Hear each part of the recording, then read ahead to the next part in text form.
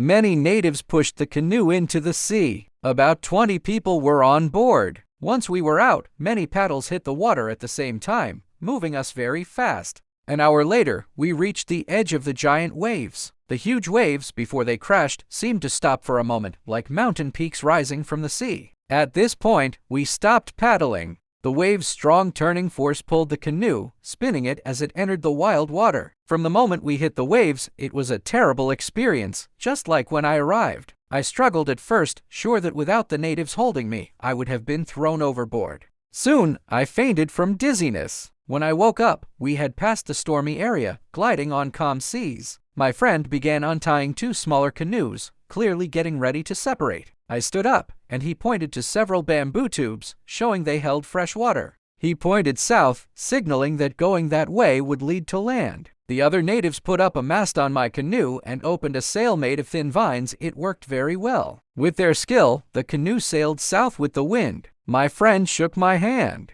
All the natives got into the smaller canoes and paddled away, soon disappearing from sight. I opened a bamboo tube, drank some water, and splashed some on my face. The salty crust on my skin felt uncomfortable. Luo Jiqian got no such treatment. I poured a little of the immortality drug into his mouth to stop him from becoming a mindless person without a steady supply of the anti-aging medicine. I lay down on the canoe, which continued south, with waves hitting the front. I slept, only to be woken by Luo Jiqian's loud cries. His voice startled me. I sat up, relaxing only when I saw he was still tied up tightly. His voice was sharp. "How long are we drifting? You're foolish. Bojan and I came in a small submarine. Why didn't you use it?" I smiled coldly. "Why didn't you mention it when we left?" He snapped. "Would you have listened?" "Of course not," I said. "There might be others on that submarine. Why add trouble? I'd rather drift a few days." I stopped, gasping. I had avoided the submarine to prevent problems, but if others were on board and Bojan didn't return,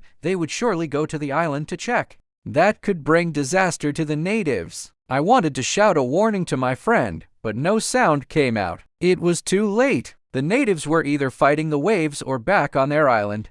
I could scream all I wanted, they wouldn't hear. For a moment, I thought about changing the sail to go back, but the canoe couldn't cross that stormy area. After thinking, I asked, "Who else is on the submarine?" A sly look crossed Luo Jiqian's face. "One other, a second in command from a Japanese submarine in World War II. I stared at him. "You have a way to contact him, don't you? A radio on you?" He nodded. "Yes, but you'll need to untie these ropes first." I watched him, thinking about the risk. Without a gun, if he attacked after I freed him, what then? I thought briefly. I was confident I could handle him, even without a weapon. Without a word, I started untying him. The natives' knots were unique, and the ropes were tough. It took effort to loosen a few, letting him stand slowly. He reached into his right pocket. A sudden shock hit me. He might have another weapon. I jumped forward, but it was too late. His hand came out with a pistol. I froze. On this canoe, I had no chance to dodge or fight back. In that moment, I was lost. But Luo Jiqian knew exactly what to do. He raised the gun and fired 3 shots.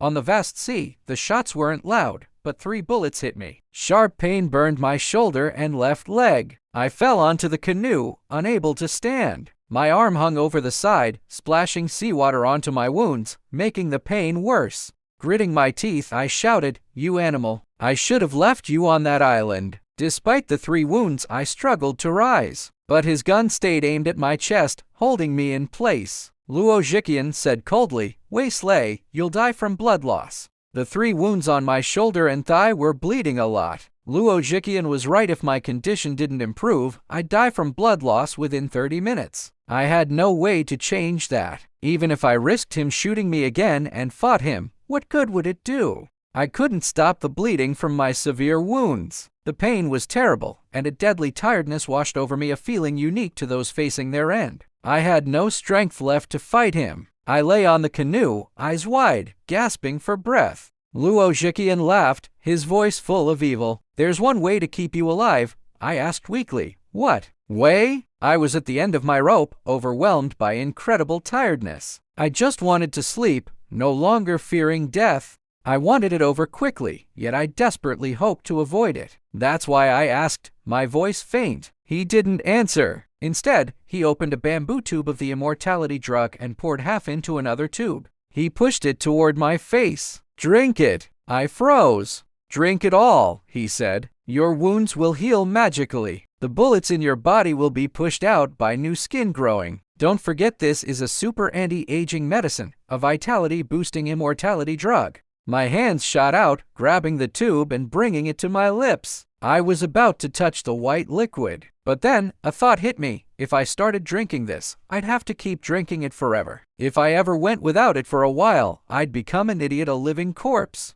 The terrifying results made me hesitate, but not for long. In my current state, I had no time to think. Without the drug, I'd pass out in 10 minutes and death would follow. Drinking it, despite the bad results, would at least let me live for now. I opened my mouth wide, gulping the immortality drug. It was ice cold, but once swallowed, it burned like strong alcohol. I drank the entire half tube, a dizzying feeling overwhelming me. My vision blurred. I felt like I was drunk. The sea and sky mixed into one, impossible to tell apart. Beyond myself, I saw nothing else. My body felt light, soft, as if floating upward. Gradually, it was as if my body stopped existing, blending into a misty mix of sea and sky. I tried to check my wounds after the drug, but when I looked, I couldn't see my body. Not seeing one's own body is a sign of a severe mental breakdown. People screaming, "Where's my hand? My foot?" when they're perfectly fine. Had the drug damaged my brain, turning me into a crazy person? But I knew that wasn't true. I wasn't crazy. Though I couldn't see my body, my mind was clear, every detail sharp. I closed my eyes. Time seemed to disappear for a while. Eventually, I felt my body coming down, like drifting down from the clouds. Finally, my back touched something solid. I opened my eyes and saw Luo Zhiqian first, throwing his gun casually, no longer hostile. I checked myself. My wounds were gone, as if I'd never been shot.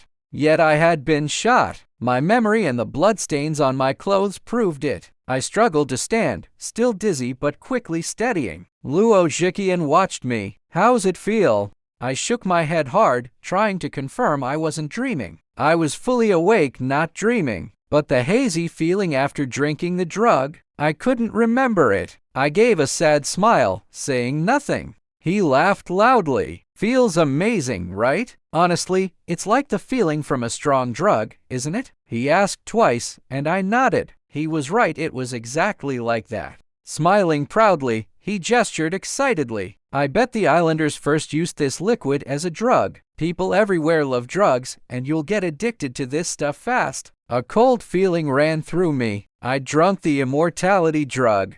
I was now tied to the immortality drug. Without it, the anti-aging medicine's side effects would turn me into an idiot. I stood frozen, not moving. Luo Zhiqian watched me, grinning.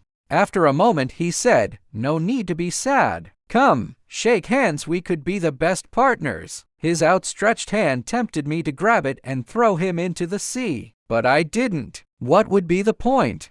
I'd drunk the immortality drug. I was its prisoner. From now on, I had no freedom. Luo Zhiqian's happiness, his belief I'd join him, came from knowing this. I didn't throw him overboard, but I didn't shake his hand either. In my years of strange adventures, I'd faced many enemies, some cruel, some clever, some hard to describe. But none were as dangerous as Luo Zhiqian. I'd failed against him again and again, and now it seemed I had no chance to win. Seeing I wouldn't shake, he pulled back his hand, shrugging. "Willing or not, I don't see you having another choice." My senses slowly became steady. "I could still send you back to the electric chair." He kept smiling. "No, you won't. People think immortality is happiness, but it's not. It's torture, empty, lonely. The thought of never dying makes you shiver." I'm right, aren't I? My body trembled without me wanting it to. He was right again. Before, I might have found the idea of immortality interesting, even wonderful, as a dream. But now, reality was different. As long as I kept drinking the drug, I could truly live forever.